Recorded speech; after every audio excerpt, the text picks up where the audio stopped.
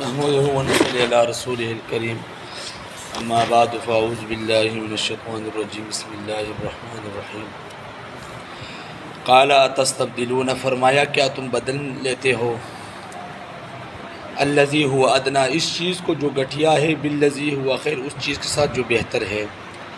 فرمایا کہا کھیر اور بٹیر اور کہا لہسن پیاز یہ دال چاول وغیرہ، پھر وہ بغیر مشقت کے، اور یہ چیزیں تمہیں خود بیجنی پڑے گی اور نکالنی پڑے گی نا۔ فرمایا نا کہ بھئی ہمیں یہ بقلیہ و قصائیہ و فومیہ و عدسیہ و بصلیہ، پیاز چاہیے، لہسن چاہیے، یہ چیزیں چاہیے۔ اللہ تعالیٰ فرماتے ہیں کیا تم بدل لیتے ہو اس چیز کو جو بہتر ہے اس چیز کے ساتھ جو گھٹیا ہے؟ ہاں اگر تم لینا ہی چاہتے ہو تو فرمایا اہبطوا مصرا کہ اتر جاؤ کسی شہر میں، کیونکہ وادی تھی چونکہ بلندی پر تھی اور باقی شہر نیچے تھے، اس لیے فرمایا کہ اتر جاؤ کسی شہر میں، وہاں سے ان چیزوں کے بیج لاؤ اور کاشت کرو۔ جس دن تم نے بیج پکڑا، ہاتھ میں بیج کو پکڑ لیا زمین میں پھینکنے کے لیے، تو آسمانی جو نعمتیں ہیں، جو انعامات ہیں، جو احسانات ہیں، وہ تمہارے ختم ہو جائیں گے ساری زندگی کے لیے۔ علامہ زمخشری رحمۃ اللہ علیہ فرماتے ہیں کہ قنسرین نامی شہر ان کے قریب تھا، وہاں سے جا کر یہ تمام چیزوں کے بیج لائے۔ فرمایا فَإِنَّ لَكُمْ مَا سَأَلْتُمْ پس بے شک تمہارے لیے وہی کچھ ہوگا جو تم نے مانگا ہے۔ وَضُرِبَتْ عَلَيْهِمُ الذِّلَّةُ وَالْمَسْكَنَةُ اور مسلط کر دی گئی ان پر ذلت اور مسکینی۔ پہلے من و سلوہ کھاتے تھے، اب جاؤ گرد و غبار کھاؤ۔ بعض مفسرین فرماتے ہیں کہ الذلہ والمسکنہ سے مراد یہ جو یہودی ہے ان کی ذلت اور رسوائی مراد ہے، اور بعض علماء فرماتے ہیں مفسرین کہ یہ بھی مراد ہو سکتا ہے کہ کبھی بھی یہودی جو ہے وہ بادشاہت اختیار نہیں کر سکیں گے، یا یہ بھی مراد ہو سکتا ہے کہ کبھی بھی وہ کسی پر قبضہ حاصل نہیں کر سکیں گے۔ اب آپ کہیں گے بھئی سادہ سی بات کرتے ہو کہ فلسطین پر تو یہ اسرائیل کا قبضہ ہے اور یہ اسرائیل تمام کی تمام یہودی ہے، تو اس کا آسان سا جواب تو یہ ہے کہ پوری دنیا میں اسرائیل کی مثال ایک چھاؤنی سی ہے، معمولی سی جگہ، ایک معمولی سا ٹکڑا ہے۔ اگر پوری دنیا دیکھی جائے تو فلسطین آپ کو ایسے نظر آئے گا جیسے کچھ بار ہوتا ہے، ٹھیک ہے نا؟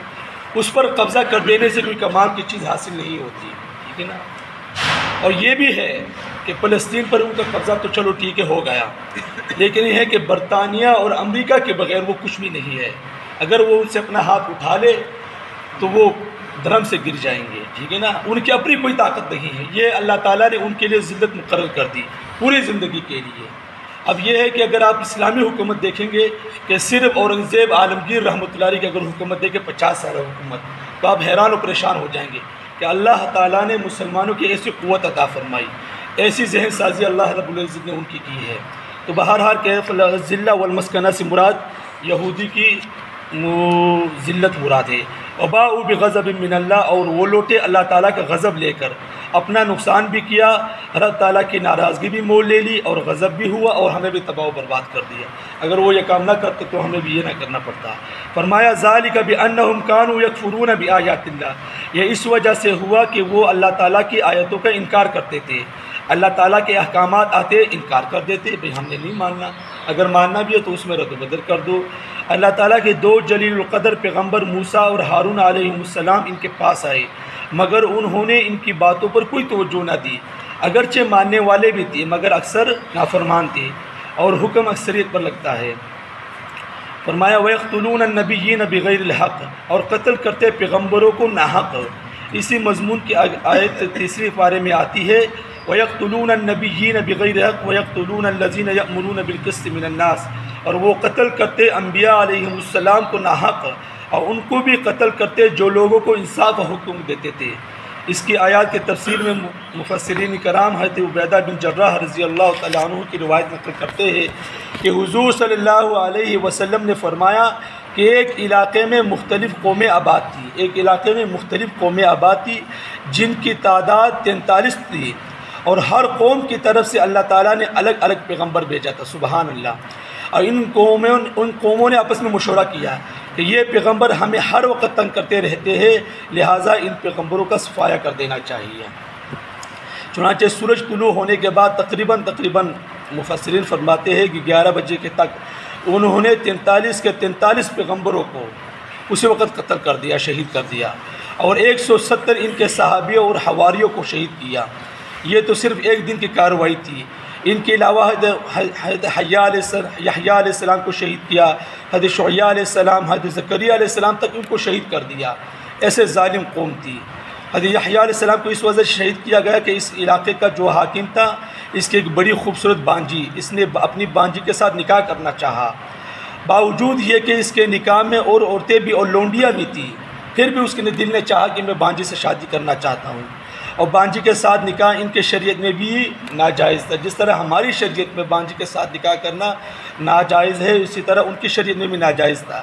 اس بات کا جب حضرت یحییٰ علیہ السلام کو علم ہوا تو اپنا فریضہ ادا کرنے کے لیے ان کے پاس گئے اور کہا کہ میں اللہ تعالیٰ کے پیغمبر ہونے کی حیثیت سے تجھے مسئلہ بتانے کے لیے آیا ہوں تاکہ اتمام حجت ہو جائے، اور یہ کہ بانجی کے ساتھ نکاح جائز نہیں ہے، تیرے پاس اور عورتوں کے علاوہ لونڈیاں بھی ہیں اور تو بادشاہ ہے، اس کے علاوہ عورتوں کے ساتھ بھی چاہے نکاح کر لینا، اور بھی باقی عورتیں ہیں نکاح کر لینا، لیکن یہ جو کام کرنا یہ ناجائز ہے۔ وہ کہنے لگے کہ بادشاہی تیری ہے یا میری ہے؟ فرمایا ظاہر بات ہے بادشاہی تو تیری ہے، مگر اللہ تعالیٰ کا حکم سنانا میرا فریضہ ہے، میں اپنا فریضہ ادا کر کے آیا ہوں۔ کہنے لگا یہ کون ہوتا ہے میری مجلس میں آ کر مجھے یہ کہنے والا؟ تو اس طرح اور وہ طرح نہ کر۔ ظالم نے حضرت یحییٰ علیہ السلام کو شہید کر دیا، یہ بھی قتل ناحق تھا۔ تو باقی کاموں کے علاوہ یہ پیغمبروں کو شہید بھی کرتے تھے، ان کو ستایا بھی کرتے تھے۔ باقی اللہ تعالیٰ ہم سب کو اس پر عمل کرنے کی توفیق عطا فرمائے۔ وآخر دعوانا الحمدللہ رب العالمین۔